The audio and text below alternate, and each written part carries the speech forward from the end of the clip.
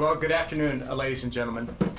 General Dunford and I just returned from the White House, where we met with the President and his national security team to discuss options to deter Iran's continued aggressive behavior.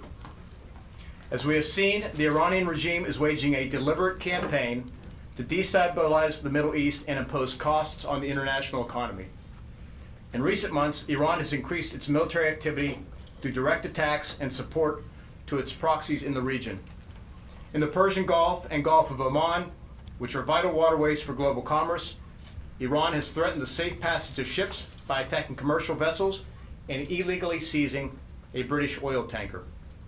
In Yemen, Iran is perpetuating war by providing sustained financial support and advanced weapons to the Houthi insurgency. And on June 20th, Iran shot down a United States unmanned aircraft that was flying over international waters. Despite repeated calls from President Trump to begin diplomatic talks, Iranian aggression continues to increase.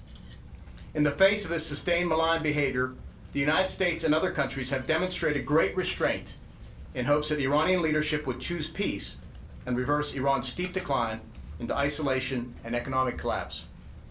But the attack on September 14th against Saudi Arabian oil facilities represents a dramatic escalation of Iranian aggression. It is clear, based on detailed exploitation conducted by Saudi, United States, and other international investigative teams, that the weapons used in the attack were Iranian produced and were not launched from Yemen, as was initially claimed. All indications are that Iran was responsible for the attack. The United States has a responsibility to protect our citizens and our interests in the region. And the international community has a responsibility to protect the global economy and international rules and norms. All of this is threatened by Iran's significant escalation of violence. This week, I've been in dialogue with the Saudi defense minister and other partners about this latest attack. To prevent further escalation, Saudi Arabia requested international support to help protect the kingdom's critical infrastructure. The United Arab Emirates has also requested assistance. In response to the kingdom's request, the President has approved the deployment of U.S. forces, which will be defensive in nature and primarily focused on air and missile defense. We will also work to accelerate the delivery of military equipment to the Kingdom of Saudi Arabia and the UAE to enhance their ability to defend themselves. The purpose of the additional defensive support we will provide is as follows. First, to send a clear message that the United States supports our partners in the region. Second, to ensure the free flow of resources necessary to support the global economy. And third, to demonstrate our commitment to upholding the international rules-based order that we have long called on Iran to obey. As the President has made clear, the United States does not seek conflict with Iran. That said, we have many other military options available should they be necessary. We urge the Iranian leadership to cease their destructive and destabilizing activities and to move forward on a peaceful diplomatic path. General Dunford and I will now take your questions. Thank you. Mr. Secretary, thank you. You said air and missile defenses primarily. Could you be a little more specific about, are you talking about Patriot missiles, and what number of troops are you talking about sending? Yeah, so Bob, Secretary Pompeo just came back this morning and the Saudis asked for enhanced defensive capabilities. So what we'll do now is take the President's decision. I'll talk to CENTCOM over the weekend. We'll talk with our Saudi partners and we'll work the details of the deployment. We'll be able to share that with you next week. So there's been no decision on specific numbers? We haven't decided on specific units. Broadly, as the Secretary said, it'll be capabilities to enhance their air missile defense. It's now my job to come back with to the Secretary with the details of what we believe would meet the Saudis' requirements and is sustainable. Thank you. Just to follow up, and it wouldn't be, we're not talking about thousands of troops, we're talking about hundreds of troops, and also just the Secretary, do you think this is going to be enough, or why do you think this would be enough to deter Iran from further attacks? We think given the state of play now, and then based on whatever assessments we get from Central Command, what the Joint Staff and the Chairman do, and other discussions we're having with partners, we have to continually assess that. We think for now that would be sufficient, but that doesn't mean there could be additional deployments as needed based on the changing situation. And on troop numbers?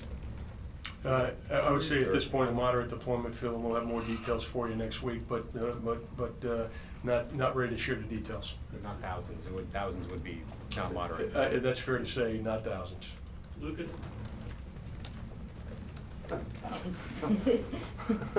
Are there any plans to hold the Lincoln Strike Group any longer than currently planned? We're not going to discuss any operational details at this time. Barbara? Does, for either of you, does this now represent a full U.S. commitment to defend Saudi Arabia and to defend the oil infrastructure of Saudi Arabia? And for General Dunford in particular, what's your concern about their ability, the Iranian ability to launch swarms of drones at very great distances without any air defense detection of this incoming attack? So what I'd say, Barbara, in terms of what we're doing is we're contributing to Saudi Arabia's defense. We would be looking, as the Secretary said, for other international partners to also contribute to Saudi Arabia's defense. And with regard to dealing with a specific threat like you just spoke about, no single system is going to be able to defend against a threat like that, but a layered system of defensive capabilities would mitigate the risk of swarms of drones or other attacks that may come from Iran. I want to double down on the chairman's comments two ways. First of all, I agree. What we would be deploying to the theater would be what would be necessary to help support and contribute to the kingdom's defenses. And at the same time, we're calling on many other countries who would also have these capabilities to do two things. First of all, stand up and condemn these attacks. And secondly, look to also contribute defensive capabilities so we can defend those things that I outlined in my remarks, whether it's the infrastructure in Saudi Arabia, and then the broader issues with regard to freedom of the seas, navigation in the Strait, and then the international rules and norms that Iran is clearly violating. Courtney? So should we take this as this is the president's decision about the response to the attack in Saudi Arabia, and there's not a kinetic response that we should expect from the United States? This is the first step we're taking with regard to responding to these attacks, and again, for the reasons I outlined, to help bolster the defenses of Saudi Arabia and provide equipment to both the Saudis and UAE.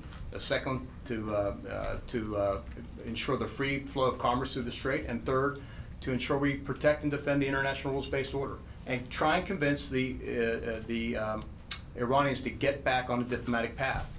But the deployment of these kinds of assets can often take days and weeks.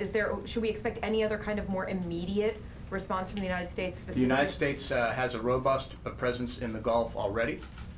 We bolstered it further in May, so we feel quite quite confident in terms of our own defensive posture and our ability to do anything else as necessary. But that's not where we are right now. Right now, we're focused on helping the Saudis improve their defenses of that infrastructure. All right, last question, Nancy. Mr. Secretary, Chairman Dunford, you mentioned that the international community should get involved, but some allies have questioned whether the attacks were in fact launched in Iran. I was wondering if you could give us any sense on whether you will declassify any evidence that shows that those strikes were launched from Iran, and also if you could give us a sense of timeline in terms of when these deployments could start. So I'll say a few things. First of all, the United States is on the ground in Saudi Arabia. The Saudi Arabians are leading this investigation, and we will keep them in the lead with regard to the forensics. So we need to let that play out and let the evidence play out. With regard to the partners and allies, first of all, I would commend Secretary Pompeo. He's been on the phone and on the road the past few days, speaking to numerous allies and partners about this incident. And regardless of where you think it came from, the fact is the Saudis were attacked by both drones and cruise missiles and are still vulnerable to attack. So asking allies and partners to contribute resources to help them defend themselves and defend those things I spoke about, I don't think it's too much of an ask given the situation. And we'll work the details, Nancy, over the weekend, and I'll come back to the Secretary early next week with some specific recommendations.